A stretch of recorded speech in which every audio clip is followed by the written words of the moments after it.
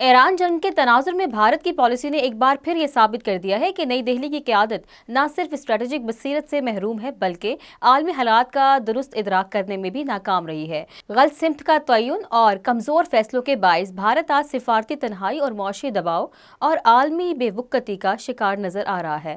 جس خطے میں دانشمندانہ توازن اور فعال سفارتکاری کی ضرورت تھی، وہاں بھارت نے غیر واضح اور مفاداتی رویہ اختیار کر کے خود کو غیر متعلق بنا لیا۔ معاشی محاذ پر صورتحال اور بھی تشویشناک ہے۔ غیر ملکی سرمایہ کاروں کی جانب سے 12.14 ارب ڈالر کا انخلاء اس بات کا واضح ثبوت ہے کہ عالمی اعتماد تیزی سے ختم ہو رہا ہے۔ بھارتی روپیہ تقریباً 4.2% تک گر چکا ہے، جبکہ تیل کی شدید قلت اور قیمتوں میں اضافے نے مہنگائی کے ایک نئے طوفان کا خطرہ پیدا کر دیا ہے۔ خود بھارت کے سینئر سیاستدان کپل سبل کا یہ اعتراف کہ ایران جنگ سے سب سے زیادہ متاثر بھارت ہوگا، حکومتی ناکامی پر ایک کھلا انڈیسمنٹ ہے۔ دوسری جانب پاکستان نے نہایت متوازن اور دور اندیش حکمت عملی اختیار کرتے ہوئے خود کو ایک ذمہ دار اور قابل اعتماد اور علامہ دلچسپی کی مرکزی ریاست کے طور پر منوایا ہے۔ عالمی سطح پر پاکستان کی اہمیت میں اضافہ ہوا ہے اور اس کی سفارتی پوزیشن مستحکم ہوئی ہے۔ آبنائے ہرمز جیسے حساس بحری راستے میں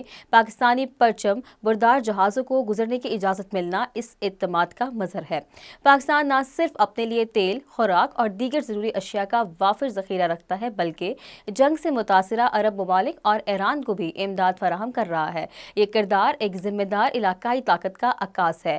الغرض جہاں پاکستان درست فیصلوں کی بدولت ایک مضبوط اور باوقار مقام حاصل کر چکا ہے، وہیں بھارت اپنی ناقص حکمت عملی کے باعث معاشی بحران اور سفارتی تنہائی کے دلدل میں پھنستا جا رہا ہے۔